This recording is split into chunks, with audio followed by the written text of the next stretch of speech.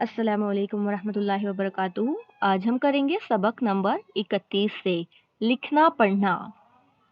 लिखना पढ़ना निहायत मुफीद हुनर है।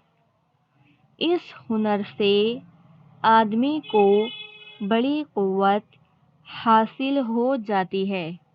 बहुत सी ज़रूरी बातें हैं जिनको इंसान याद नहीं रख सकता। याद के नुकसान का इलाज इसी हुनर से हो सकता है।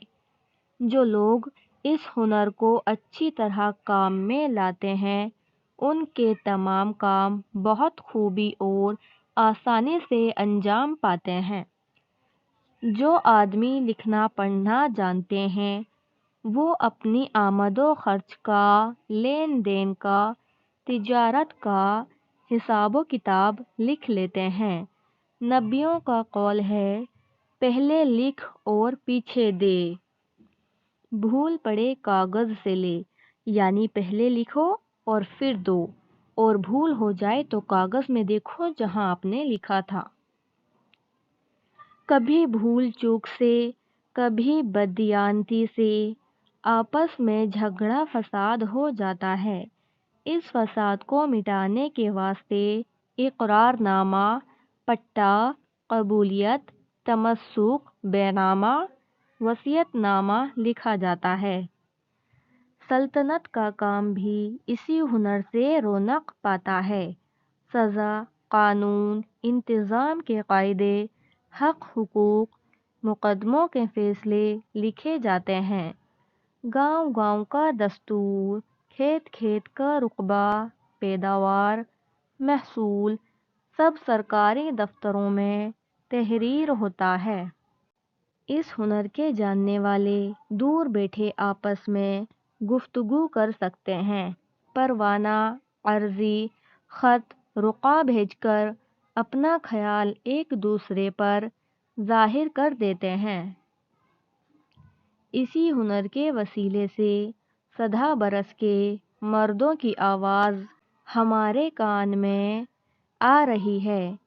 उनके नेको बद, उनके बुरे भले ख्याल, उनका इल्म हुनर, उनकी शुजाअत, उनका गम और गुस्सा, उनकी खुश बयानी, उनकी नसीहतें, ये सब बातें उनकी लिखी हुई किताबों से इस तरह सुनाई देती है जिस तरह उनकी ज़बान से सुन्नतें। अफसोस है कि बुरे आदमी इस अच्छे हुनर को भी बुरा बना देते हैं। फरेबी और दगाबाज आदमी जाल करते हैं, झूठी बातें लिखते हैं। नादान आदमी किताबों में हिमाकत और बेहयाई की बातें तहरीर करते हैं। बुरी किताबों का पढ़ना भी ऐसा ही बुरा है जैसा बुरे आदमियों की सोहबत में बैठना। तहरीर, तहरीर मतलब लिखा हुआ। जाल मतलब जाली, नकली।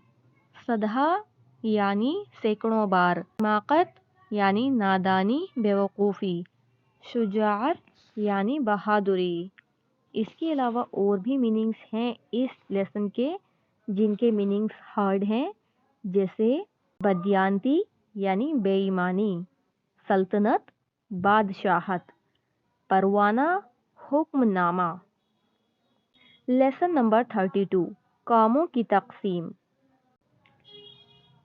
हर शख्स को ज़िंदगी बसर करने के लिए खुराक, लिबास और मकान की ज़रूरत है, लेकिन हर एक शख्स वो सब के सब पेशे और काम नहीं सीख सकता जिनसे ये ज़रूरी चीज़ें हासिल होती हैं। हर आदमी को लुहार, बढ़ई, किसान, चमार, जुलाहा, दर्जी और मुअम्मरान सब का पेशा इख्तियार करना दुश्वार है। इसी वास्ते हर शख्स अपनी पसंद के मुवाफिक पेशा इख्तियार करता है। कोई शख्स लुहार का काम करता है, लोहे के औजार, हथियार, बर्तन बनाता है। कोई वकील है जो कानून के मुवाफिक हाकिम से इंसाफ चाहता है। کوئی طبیب ہے جو بیماریوں کو پہچانتا اور ان کا علاج کرتا ہے۔ کوئی سپاہی ہے جو ہتھیار باندھ کر غنیم کا مقابلہ کرتا ہے۔ غنیم یعنی دشمن۔ جب کوئی آدمی ایک ہی قسم کا کام یا پیشہ کرتا ہے تو رفتہ رفتہ وہ بڑا ہنرمند اور استاد بن سکتا ہے۔ وہ اپنی دانائی اور مہارت سے اس کام کو زیادہ مفید بنا سکتا ہے اور اس کے انجام دینے کا بہتر طریقہ ایجاد کر سکتا ہے۔ کاموں کی تقسیم سے انسانی گروہوں کو بڑا فائدہ پہنچتا ہے۔ یہ تقسیم نہ ہوتی تو کوئی پیشہ اور ہنر ترقی نہ پاتا، بلکہ ہر کام ناقص رہتا اور دیر میں ہوتا۔ خوراک یعنی کھانا، رزق، ترقی یعنی سکسیس، غنیم دشمن، اینیمی، معمار چنائی کرنے والا مستری جس کو راج مستری بھی کہتے ہیں، اختیار مطلب مرضی، کسی کام کا اختیار ہونا، حق میں ہونا۔ طبیب مطلب ڈاکٹر، حکیم۔ لباس یعنی کپڑے، ناقص یعنی ادھورا۔ مہارت یعنی ایکسپرٹ ہونا، کسی کام میں ماہر ہونا، کسی کام میں مہارت حاصل کرنا یعنی ایکسپرٹ ہونا۔ ایجاد کسی چیز کو بنانا، انوینشن۔ سبق نمبر 33، تجارت مطلب بزنس۔ ہر آدمی کوئی کام یا پیشہ کرتا ہے اور اپنی محنت کی پیداوار یا اپنی کمائی کو دوسرے پیشہ والوں سے ضروریات کے وقت بدل لیتا ہے۔ اس مبادلے کی ضرورت نے انسان کو تجارت کا پیشہ سکھایا۔ ایک گروہ نے یہ کام اختیار کر لیا کہ وہ ہر ایک کاریگر اور پیشہ ور کا مال مول لیتا اور دوسروں کے ہاتھ بیچتا ہے۔ اسی کو بیوپار یا سوداگری یا تجارت کہتے ہیں۔ بعض چیزیں ایسی ہیں کہ وہ شہر یا ملک میں پیدا ہوتی اور بنائی جاتی ہے، دوسرے شہروں اور ملکوں میں جا کر بکتی ہے کیونکہ وہاں ان کی خواہش زیادہ ہے۔ اگر کاریگر یا پیشہ ور اپنا اپنا مال لے کر خود ہی فروخت کرتے پھرا کرتے تو ان کا بڑا حرج ہوتا۔ جب بیچنے کے لیے ان کو سفر کرنا پڑتا تو کچھ عرصے تک ضرور ان کا کام بند رہتا۔ سوداگر یا تاجر پیشہ وروں سے خریدتا اور گاہکوں کے ساتھ بیچ ڈالتا ہے۔ ایک جگہ کا مال دوسری جگہ لے جاتا ہے، جہاں زیادہ خواہش ہے وہاں پہنچاتا ہے، پیشہ وروں اور خریداروں کا وقت بچاتا ہے، اس کے عوض میں خود بھی نفع اٹھاتا ہے۔ سوداگری نہایت ضروری اور عمدہ پیشہ ہے۔ جس قدر تجارت بڑھتی جاتی ہے اسی قدر صنعت اور پیشے کو رونق ہے۔ آدمیوں کو محنت کرنے کا زیادہ موقع ملتا ہے، ان کی کمائی اور دولت ترقی پاتی ہے۔ یاد کرو ہجے اور معنی۔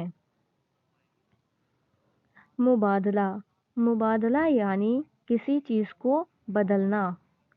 خواہش یعنی تمنا، خواہش۔ جرح مطلب بحث کرنا۔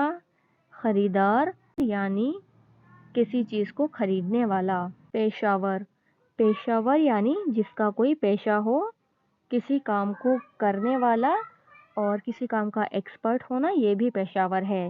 فروخت مطلب بیچنا۔ صنعت مطلب کاریگری۔ عوض مطلب بدلہ۔ سبق نمبر 34، سکہ۔ دھات کے ہم وزن ٹکڑے جن پر کسی حاکم یا بادشاہ کے نام کا ٹھپا ہوتا ہے وہ سکے کہلاتے ہیں، جیسے آج کل پائی، پیسہ، ادنا، تانبے کا سکہ ہے، دونی، چونی، اٹھنی اور روپیہ چاندی کا، اشرفی سونے کی۔ حاکم یا بادشاہ کے نام کا ٹھپا اس بات کی سند اور ضمانت ہے کہ سکہ کھری دھات کا ہے اور جو وزن اس کا معین ہے اس میں پورا ہے۔ جو لوگ کھوٹے سکے بناتے اور چلاتے ہیں وہ حاکم کے حکم سے سزا پاتے ہیں۔ جب تک سکے کا رواج نہ ہوا تھا چیزوں سے چیزوں کا مبادلہ ہوتا تھا، جس طرح گاؤں اور قصبوں میں ضرورت کے وقت اب بھی ہوتا ہے۔ غلہ دے کر ترکاری خریدتے ہیں، کپاس کے بدلے گھی، تیل اور نمک لے آتے ہیں۔ سکے بغیر روزمرہ کی چھوٹے موٹے لین دین تو ہو سکتے ہیں مگر بڑی تجارتوں کا چلن ممکن نہیں، خاص کر بڑے شہروں میں جہاں طرح طرح کے پیسے ہوتے ہیں۔ سکے کی سخت ضرورت ہے۔ اگر سکے کی چلن نہ رہے تو تم خیال کر سکتے ہو کہ سرکاری خزانے میں روپے کی توڑوں کے بجائے کیا ہو۔ ہر قسم کا غلہ، میوے، ترکاریاں، ہر جنس کے چوپائے، ہر طرح کے اسباب اور کاٹھ کباڑ محصول کے طور پر جمع ہوا کرے اور وہی سب سرکاری ملازموں کی تنخواہ میں تقسیم ہو۔ اگر سکے نہ ہوتے تو ایک من گیہوں یا چنا اور گھی خریدنے کے واسطے اپلوں کا مالک پوری 2 گاڑی بھر کر منڈی لے جایا کرتا۔ اسی طرح بڑے بڑے حاکموں کو ان کی تنخواہ کے طور پر غلہ اور اسباب دیا جاتا تو اس کے رکھنے کو ان کا مکان ہرگز کافی نہ ہوتا۔ سکے سے تجارت اور لین دین میں بڑی سہولت ہوتی ہے۔